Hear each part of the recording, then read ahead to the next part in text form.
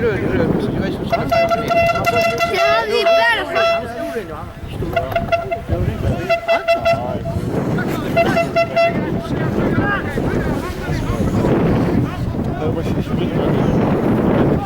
ser att han vann oss inte mannen vi bara svarta jacka.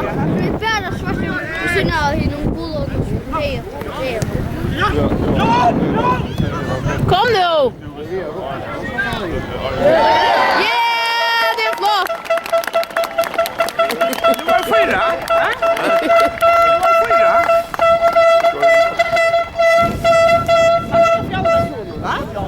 Ja.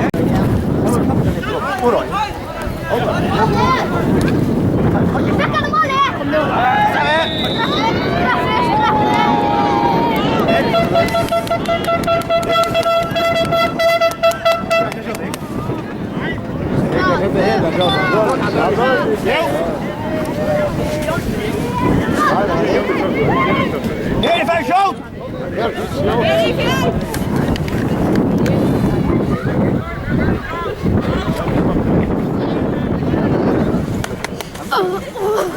Heri Kjærbo! Heri Kjærbo. Det ser inte att han pressar. Jag ska inte komma med det. Han har inte så mycket så typiskt man nervös. Vad är det nu? Yeah! Flott!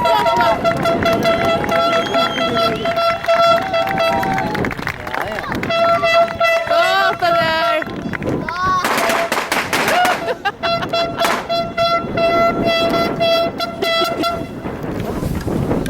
Shut up, jag kan åka.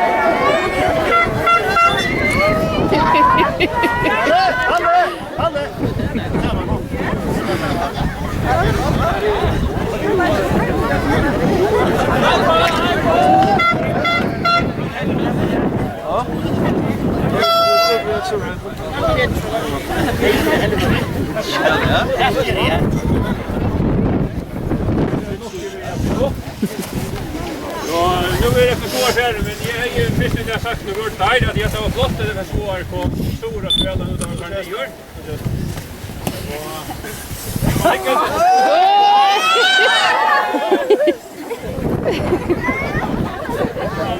Det kan inte stiga samman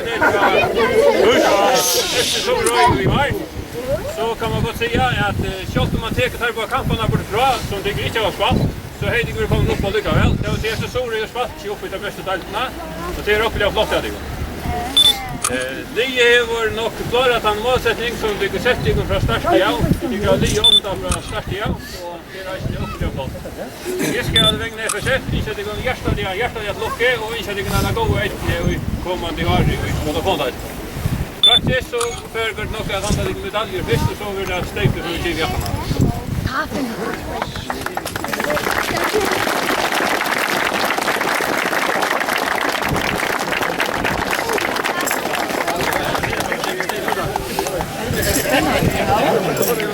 Ni får gå medaljer.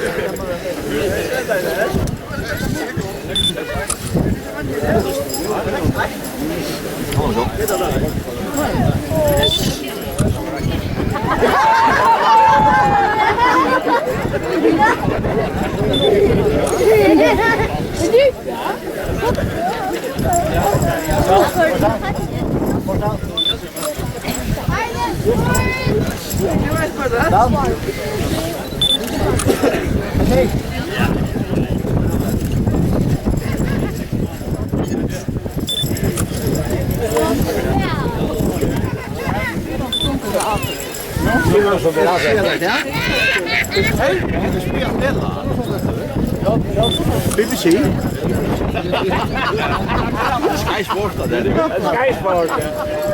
Nej nu.